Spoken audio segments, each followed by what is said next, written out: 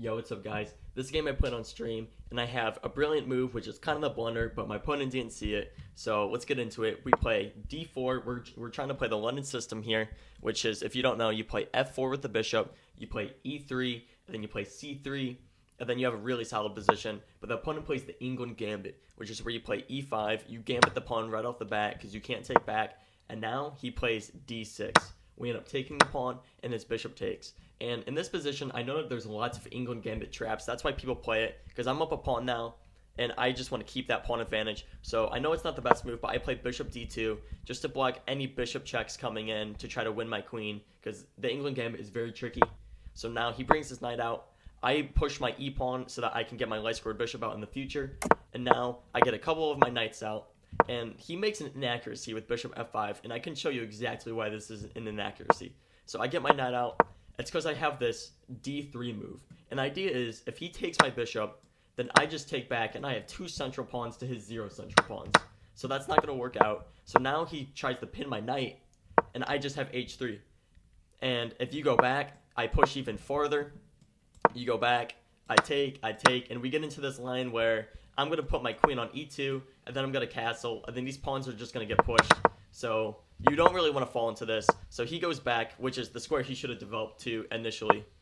And I get my knight out. The idea is I want to deflect this knight away, because it's really strong right now. It's defending this h7 pawn. So he takes, I take, and now he plays c6. I get my bishop on a better diagonal, eyeing this g7 pawn, but more importantly, eyeing the king. So he makes a mistake. He plays queen c7, and now we play knight g5. This is where some of the killer moves start coming in. We're double attacking this pawn, and he plays h6 so that I can't take this pawn. And now I play h5 with the queen, totally giving up the knight. But if you take it, I have mate on the next move on h7. So obviously he does not take this. He plays knight d7, but I have mate in 5 here. And this is where my brilliant, kind of not brilliant move comes in. I play bishop takes g7. It's a miss according to chess.com. Thank God it's not a brilliant. But it almost worked out. But the reason it doesn't work is because of this queen a5 move. He hits my knight. He hits my king. And once I push, he takes, I take, he takes. And then I take his rook. And we get into this position where I'd probably castle here. I'm up a rook for a knight and a bishop. And it's just probably going to end up in a draw.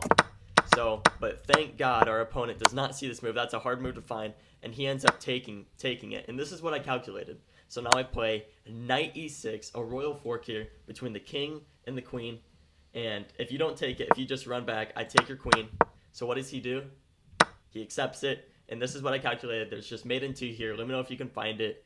G6, only move, h8, and then h7 checkmate. So yeah, that's my brilliant kind of blunder miss game that I played, and thanks for watching.